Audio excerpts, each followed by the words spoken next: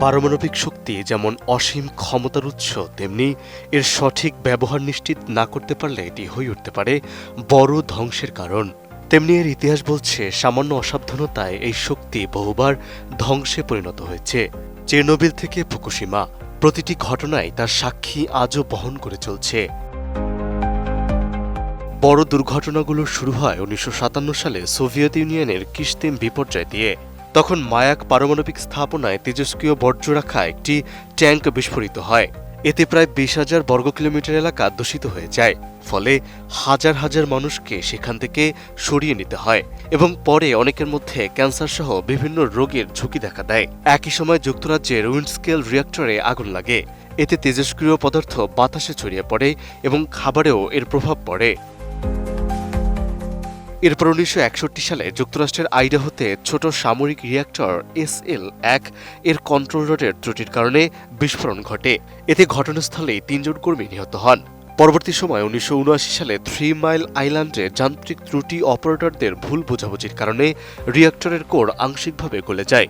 যদিও বড় ধরনের প্রাণহানি হয়নি, তবে এই ঘটনা বিশ্বজুড়ে পারমাণবিক নিরাপত্তা নিয়ে উদ্বেগ বাড়িয়ে দেয়। ১৯৮৬ সালে ইউক্রেনের চেরনোবিল দুর্ঘটনা পারমাণবিক ইতিহাসের সবচেয়ে ভয়াবহ বিপর্যয় হিসেবে পরিচিত। রিঅ্যাক্টর বিস্ফোরণের পর তেজস্ক্রিয় পদার্থ ইউরোপের বিস্তীর্ণ এলাকায় ছড়িয়ে পড়ে। এর ফলে লক্ষাধিক মানুষ বাস্তুচ্যুত হয় এবং বহু মানুষ দীর্ঘমেয়াদে তেজস্ক্রিয়তার প্রভাবে অসুস্থ হয়ে পড়ে। একই সঙ্গে দুর্ঘটনাস্থলের পাশের প্রিপিয়াত শহর পরিত্যক্ত হয়ে যায়, যা এখনও মানবশূন্য অবস্থায় রয়েছে।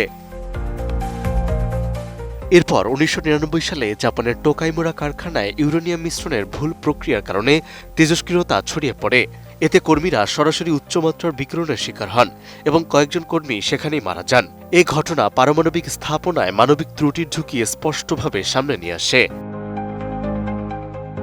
সবশেষে ২০১১ সালে জাপানের ফুকুশিমা দাইচি পারমাণবিক বিদ্যুৎ কেন্দ্রে শক্তিশালী ভূমিকম্প ও সুনামির আঘাতে বিদ্যুৎ ও কুলিং সিস্টেম বন্ধ হয়ে যায়।